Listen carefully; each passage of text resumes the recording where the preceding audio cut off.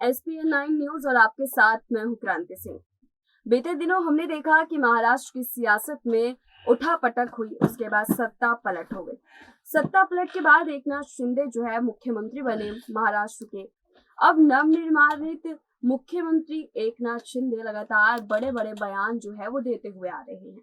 अब इन्हीं बयानों के जरिए उन्होंने एक और अहम बयान दे दिया है और वो बयान ये है कि शिवसेना और बीजेपी का गठबंधन।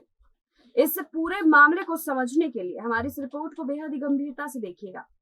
आपको बता दें कि शिवसेना को लेकर के एकनाथ शिंदे ने बड़ा बयान दिया है। उन्होंने कहा है कि बीजेपी और शिवसेना का एक मत होकर के चलना, उनके गठबंधन को आगे ले जाना, यही उनकी प्राथमिकता है और यही जो है उचित तौर पर महाराष्ट्र के भविष्य के लिए सबसे ज्यादा अहम है।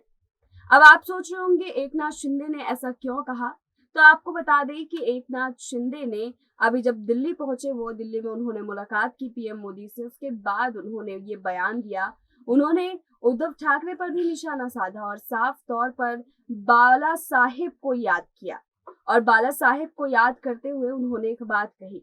उन्होंने कहा कि जिस तरीके से बाला साहेब चाहते थे कि पूरे महाराष्ट्र में हिंदुत्व की राजनीति हो और उसी पथ पर अग्रसर चला जाए और यहाँ पर कांग्रेस के साथ कभी भी हाथ ना मिलाया जाए, तो इसी राह पर जो है एकनाथ शिंदे खुद को बता रहे हैं कि वो चल रहे हैं, लेकिन उद्धव ठाकरे जो है इस राह पर नहीं चल रहे हैं।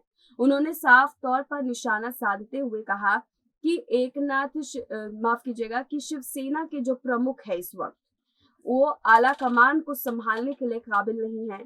वो बाला साहेब के दिखाए पथ पर नहीं चलते हैं, क्योंकि उन्होंने कांग्रेस के साथ हाथ मिला करके राजनीति को आगे बढ़ाने की कोशिश की और जिसका दुष्परिणाम है कि आज वो सत्ता से बाहर है। साफ तौर पर उन्होंने कहा कि बाला साहेब ये कभी नहीं चाहते थे कि कांग्रेस के साथ हाथ मिलाया जाए, लेकिन उद्धव ठाकरे ने उनकी इस जातिगत विचार को खत्म करते हुए अब जाकर के अपना जो पक्ष है वो कांग्रेस के साथ आगे बढ़ा दिया। तो इन्हीं बातों को एक तरफा रखते हुए दूसरी तरफ जो है एकनाथ शिंदे ने इसी कड़ी में अपनी बात जोड़ते हुए कहा कि इस पूरे मामले में शिवसेना और बीजेपी को एक हो जाना चाहिए। शिवसेना को कांग्रेस का दामन छोड़ देना चाहिए और शिवसेना और बीजेपी के गठबंधन से ही आगे चल करके महाराष्ट्र के विकास में तेजी आ सकती है। अब आप खुद बताइए कि किस तरीके से एकनाथ शिंदे जो है वो शिवसेना की भी बात करते हैं, लेकिन बीजेपी के साथ गठबंधन की भी बात कर रहे हैं। तो क्या ये माना जा सकता है कि शिवसेना की कमान जो है वो जल्द ही एकनाथ शिंदे के हाथ में आ जाएगी? और अगर उनके हाथ में ये कमान आती है तो क्या शिवसेना बीजेपी में विलय हो जाएगी और यहाँ पर कांग्रेस को धोखा देगी? तो चलिए आने वाले समय में इस पूरे मौजू पर बात और करेंगे।